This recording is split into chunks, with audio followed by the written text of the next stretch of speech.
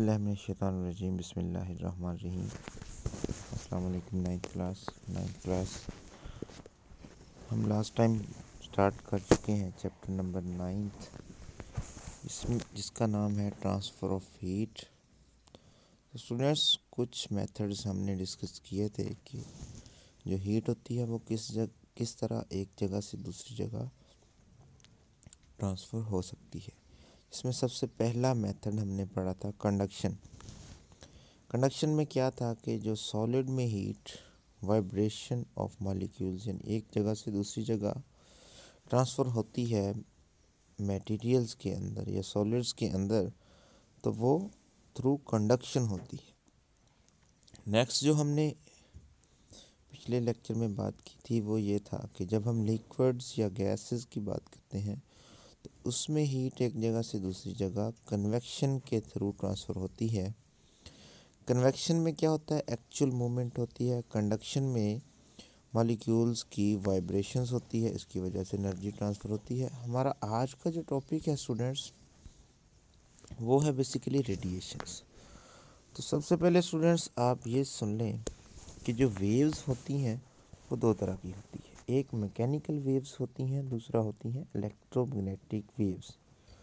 तो स्टूडेंट्स, ऐसी वेव्स जिनको प्रोपेगेट करने के लिए किसी मटेरियल मीडियम की ज़रूरत होती है वो हमारी मैकेनिकल वेव्स कहलाती हैं। फॉर एग्ज़ाम्पल,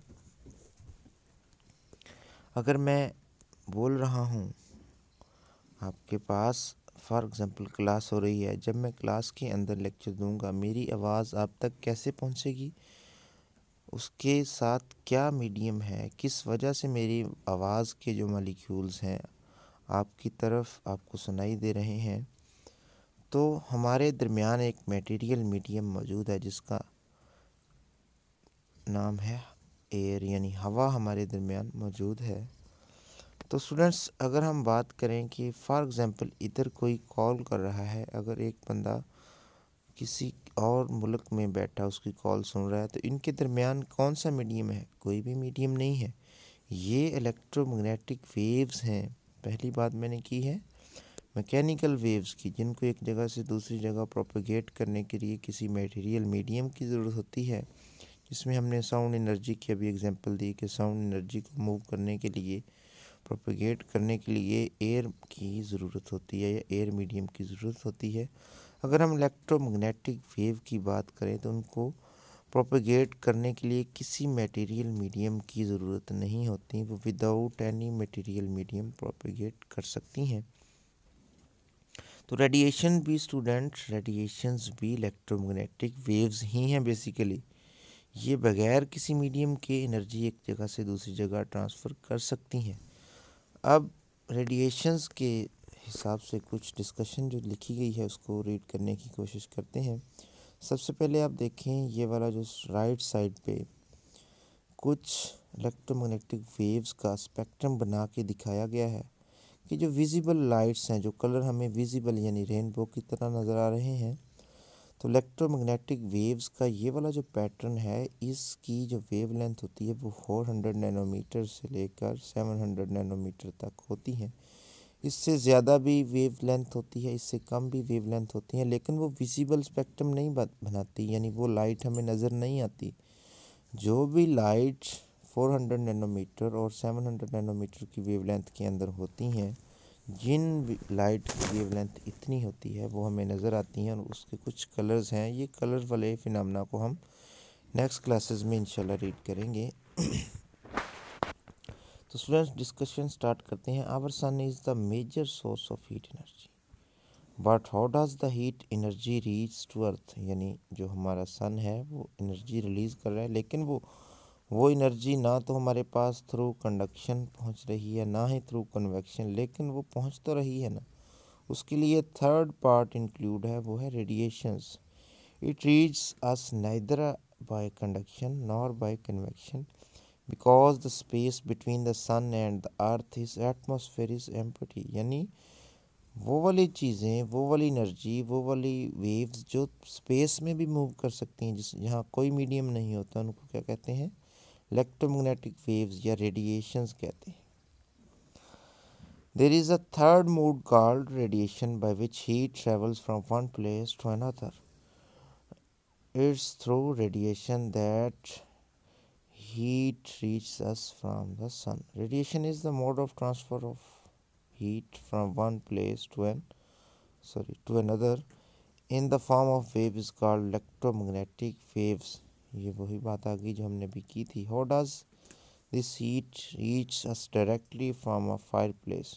तो स्टूडेंट्स अब यहाँ से लेकर कुछ अगले पेज तक सिंपल डिस्कशन है कि अगर हम हीटर चला के बैठे हैं किसी रूम में, तो वो वाला हीटर सारे रूम को आहिस्ता आहिस्ता उसका टेम्परेचर इंक्रीज़ कर देता है. क्या वजह उसकी? ये रेडिएशंस की ही वजह है स्टूडेंट्स. अब radiations are emitted by all bodies. वो कह रहे हैं कि जो रेडिएशंस होती हैं हर बॉडी से एमिट होती हैं. Rate at which radiations are emitted depends upon various factors such as. Students ये वाला लॉन्ग क्वेश्चन है. ये तीनों ही कंडक्शन, कन्वेक्शन और रेडिएशन तीनों लॉन्ग क्वेश्चन हैं, जिसके अंदर रेडिएशन जो है इसके इस हवाले से जो लॉन्ग क्वेश्चन बनता है कि रेडिएशन जो एमिट होती हैं किन फैक्टर्स पे डिपेंड करती हैं. अब किसी मटेरियल से जो रेडिएशंस एमिट होंगी उनके लिए कुछ फैक्टर्स हैं. Colours and texture of surface. उस सरफेस का कलर देखा जाएगा, उसका टेक्सचर देखा जाएगा किस तरह से वहाँ से एमिट हो रही हैं. सरफेस टेम्परेचर देखा जाएगा, सरफेस एरिया देखा जाएगा. सबसे पहले स्टूडेंट्स कलर की बात कर लें. एक सिंपल सी एग्जांपल दूंगा, बाकी सारी बात आपको इंशाल्लाह ज़रूर समझ आ जाएगी. फॉर एग्जांपल स्टूडेंट्स, जब आप गर्मी के मौसम में ब्लैक सूट पहनेंगे तो आपको ज़्यादा, जब धूप में निकलेंगे तो ज़्यादा आपको हीट फील होगी, ज़्यादा गर्मी फील होगी. इसकी क्या वजह है कि जो ब्लैक कलर होता है वो जैसे ही रेडिएशन को ऑब्जॉर्व करता है और अपने अंदर से पेनिट्रेट करवा देता है इजीली. अब अगर आप बहुत ज़्यादा तेज़ कलर पहनेंगे गर्मियों में, उसकी वजह से भी आपको ज़्यादा गर्मी महसूस होगी. यही वजह है कि जब हम गर्मियों में पहनते हैं तो उसकी जो भी ड्रेसिंग हम पहनते हैं उनका कलर्स लाइट होने चाहिए, ना कि बहुत ज़्यादा तेज़. तो स्टूडेंट्स नेक्स्ट क्या है? Surface temperature. अब एक सिंपल सी बात है स्टूडेंट्स, जब किसी भी बॉडी का टेम्परेचर इंक्रीज़ करते हैं तो वो रेडिएशंस एमिट करती हैं. अब अगर उसके टेम्परेचर में ग्रेजुअली डिक्रीजिंग आएगी तो वो कुछ चीज़ों को ऑब्जॉर्व करेगी. ये सिंपल सी स्टूडेंट्स बातें हैं कि एमिशंस भी होती है जब हम किसी बॉडी का टेम्परेचर इंक्रीज़ करते हैं. वहाँ से जो एमिट होने वाली चीज़ है वो क्या है? रेडिएशंस. अब अब्जॉर्बेंस भी होती है, जब हम टेम्परेचर डिक्रीज़ करते हैं तो तब भी रेडिएशंस ही अब्जॉर्ब होती हैं. ये स्टूडेंट्स एक छोटा सा पार्ट है डिस्कशन का जो आपने खुद पढ़ लेना है. Why does a cup of hot tea become cold after some time. यानी चाय का कप अगर आपका गर्म है तो वो किस तरह से आहिस्ता आहिस्ता ठंडा हो जाता है. यानी हीट जो है वो वहाँ से वेस्ट हो जाती है. किस वजह से, किस तरह से ट्रांसफ़र हो जाती है, कहाँ ट्रांसफ़र हो जाती है, ये सारी बातें स्टूडेंट्स अभी हम समझ चुके हैं. फॉर एग्ज़ाम्पल एक बहुत ही ठंडे पानी का, यक ठंडा पानी है किसी गिलास के अंदर, तो वो किस तरह से आहिस्ता आहिस्ता नॉर्मल टेम्परेचर पे आ जाता है. स्टूडेंट्स ये सारी बातें प्रीवियस क्लासेस में भी हम पढ़ चुके हैं कि वो अपने आप को क्या करेगा, इक्विलिब्रियम की फॉर्म में लेके आना शुरू करेगा. या आप थर्मल कांटेक्ट की बात करते थे लास्ट लेक्चर्स में, तो वही बात है कि वो टेम्परेचर अपना लूज़ करेगा. अब students all objects lying inside a room including the walls, roof and floor of the room are radiating heat. अब स्टूडेंट जितने भी मटेरियल्स फॉर एग्जांपल आप रूम में हैं तो कुछ ना कुछ वो रेडिएशन एमिट कर रहे हैं, कुछ ना कुछ वो अब्जॉर्ब कर रहे हैं. ये सारा फिनोमेना एज ए होल होता ही रहता है.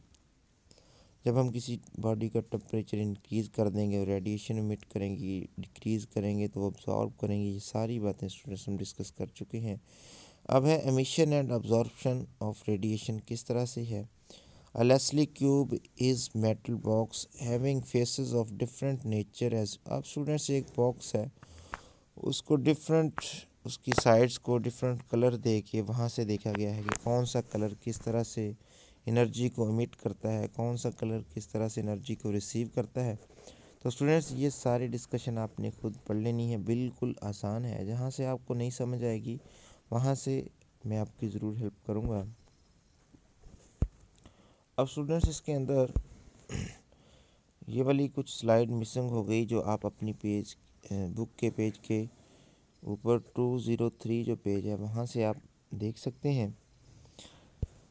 तो यहाँ पे क्या लिखा गया है कि कौन से कलर हैं वो किस तरह से एमिट करते हैं लाइट को, किस तरह से रिफ्लेक्ट करते हैं, किस तरह से अब्जॉर्ब करते हैं। इसके साथ एक छोटा सा टॉपिक भी है स्टूडेंट्स कि ग्रीन हाउस इफ़ेक्ट क्या है।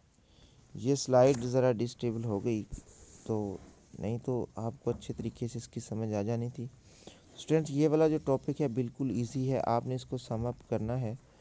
तो आपने मेजर जो चीज़ें याद रखनी है, यही कॉन्सेप्ट याद रखना है कि जब सॉलिड्स के अंदर हम हीट की ट्रांसफ़र की बात करते हैं वो थ्रू कंडक्शन होती है। जब हम लिक्विड या गैसेस की बात करते हैं तो वहाँ हम कन्वेक्शन की बात करते हैं। स्टूडेंट्स जब हम रेडिएशन की बात करते हैं तो वो स्पेस में एनर्जी मूव करवाने के लिए ही बात करते हैं।